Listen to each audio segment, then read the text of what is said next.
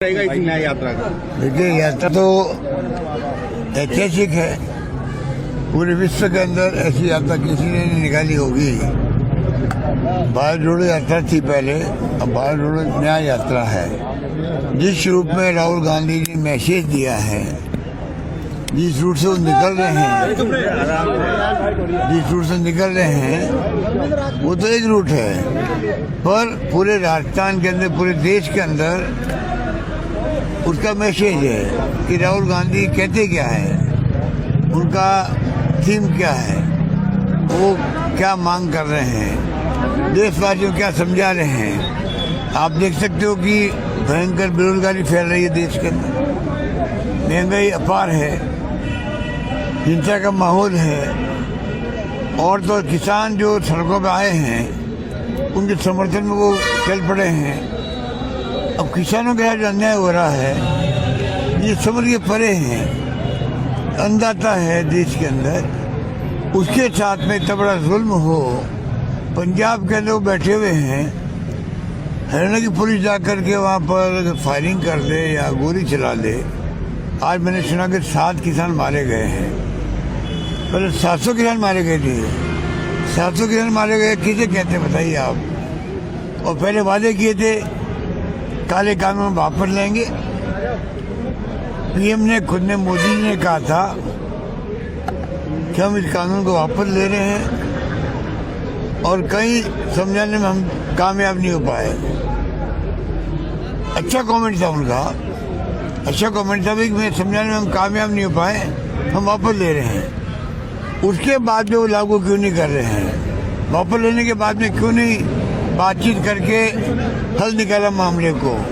आज नौबत आ गई, 7 किसान और मारे गए हैं, मुआवजे की बात कर नहीं रहा है। आप पार्टी ने 1 करोड़ का मुआवजा दिया है, केंद्र सरकार क्या फर्क पड़ेगा कि 700 किसानों को जो मारे गए थे सबको 1-1 करोड़ का मुआवजा दे दे। मान लो 700 किसानों को भी 1-1 करोड़ का मुआवजा दे दे, तो क्या फर्क पड़ने वाला है? क्या उनके घरों में बेहतरी होगी? उनकी माली हालत क्या होगी? किसी को नहीं मालूम है। इसलिए जो जुल्म हो रहा है पूरा देश इनको माफ नहीं करेगा, मैं कह सकता हूँ। ERCP को लेके भ्रम पैदा कर रहे हैं, धोखा दे रहे हैं, पूरे राजस्थान को धोखा दे रहे हैं। मध्य प्रदेश के हितों की रक्षा की गई है, वहाँ बांध बन रहे हैं, उसका लाभ मिल रहा है। धोखा हुआ राजस्थान के साथ में।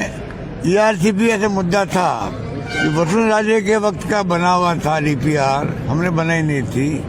वो अधिकारी अब वहाँ लगे हुए दिल्ली के अंदर, जो DPR बनाई थी राजस्थान के अंदर, अब नया नाम दे करके आबाद यात्रा निकाल रहे हैं। तमाम बकवास है, धोखा है, कोई काम आगे बढ़ने वाला नहीं है। हमने काम शुरू किया, उसके आधार पर इनको काम पूरा करना चाहिए। स्पष्ट करना चाहिए 2 लाख हेक्टेयर सिंचाई की जो प्रावधान है उसका क्या होगा, स्पष्ट बताना चाहिए इनको। धोखा देके चुनाव जीतने का प्रयास कर रहे हैं। ये घबराए हुए हैं कि कहीं धोखा हो गए, हमारे हालत खराब नहीं हो जाए, इसलिए जानबूझ के ERCP को नया नाम दे करके लाए गए हैं। ये जुमले हैं, जुमले। वाजपेयी के वक्त में भी नदियों को जोड़ने की बातें हुई थी, उन बातों को आज कितने साल हो गए? 20 साल हो गए उस बात को भी। कितनी नदियाँ जुड़ गई है? इसलिए इस प्रकार का धोखा इनको देना नहीं चाहिए, ये मेरा मानना है। यूपी कांस्टेबल परीक्षा रद्द हो गई, यूपी में। अरे इतने पेपर आउट हो रहे हैं, यूपी के अंदर हो रहे हैं, मध्य प्रदेश में हो रहे हैं, कहाँ नहीं हो रहे हैं?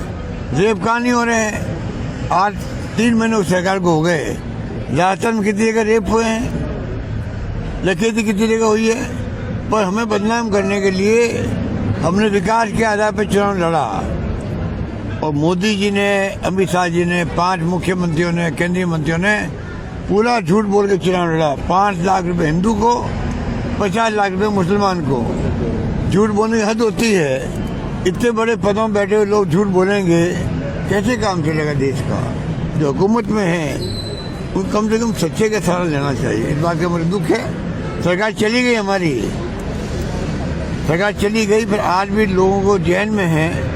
हमारी योजनाएं जो हैं वो देश में कहीं पे भी नहीं है। मैं इस सरकार से मांग करूंगा, कृपा करके मैं हाथ जोड़ रहा हूं इनको, हमारी योजना जो मानवीय दृष्टिकोण से हैं जिसमें 7 योजना तो सिरमौर लिए हुए हैं, इन तमाम योजनाओं को कृपा कर बंद नहीं करें, उन लागू रखें और गरीबों का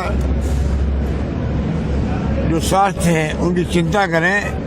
और सोशल सिक्योरिटी की योजना हमारी है, सामाजिक न्याय की, उनको बंद नहीं करें, मेरी मांग इनसे। सर, लोकसभा चुनाव को रंधावा जी ने इज्जत का चुनाव बताया है, आप किस तरह से देखते हैं? रंधावा जी 2 साल आए थे तो उन्होंने कहा था कि लोकसभा चुनाव इज्जत का चुनाव हो गया है। इस बार इज्जत का चुनाव कांग्रेस की हर चुनाव इज्जत का ही होता है, हर चुनाव इज्जत का होता है। हारे या जीते अलग बात होती है।